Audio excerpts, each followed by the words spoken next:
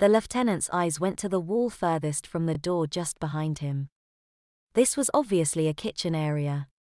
There was a refrigerator, a pantry, kitchen cabinets, a countertop with drain board, a table with chairs and a sink. Beside that was a stove and oven top with a microwave on the counter.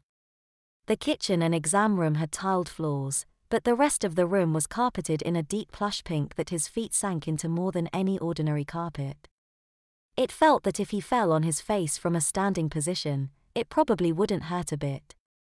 There were no windows in this room and only one door in or out. Rolie turned to one of his captors and asked, "Am I supposed to take care of your children or something?" The captain spoke this time and she only said one thing, though she said it quite loudly: "Silence."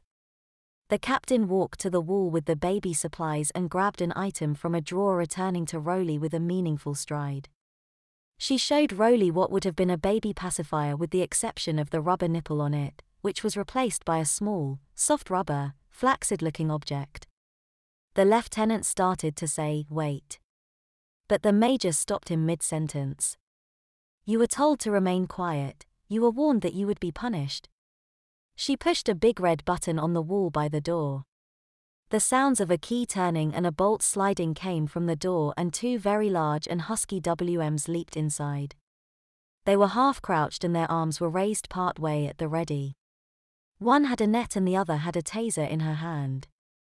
Rolie's jaw dropped as he witnessed the stunning display of force, and the major took that opportunity to pop the rubber pacifier into his mouth and snap a securing strap around the back of his head so he couldn't spit it out. "This should shut you up," she sneered. She warned the lieutenant that his guards were only seconds away, that there were alarm buttons in every station of the room. Further, the room was monitored by security cameras at all times. The major pointed to a few spots on the upper walls, but they were too camouflaged by the baby decorations to be seen. The guards were dismissed and they disappeared as fast as they arrived. Rolie tried to expand the inside of his mouth away from the horrible thing in his mouth. Even now at his age, he was conflicted about his feelings.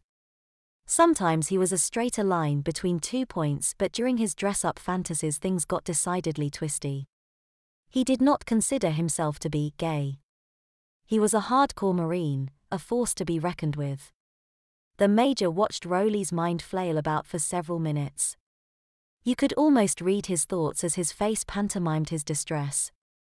Finally the major explained, "The colonel has ordered us to turn you into a woman Marine starting from the ground up.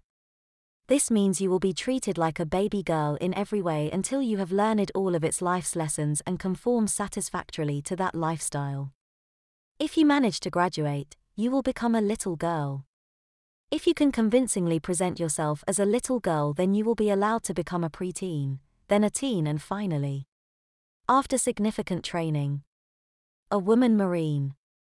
If you think all of this was created just for you, you shouldn't flatter yourself. You are just one of many egotistical men whose overinflated self-worth has earned them this psychological reprogramming. Escape is impossible, resistance is futile. Let's get started."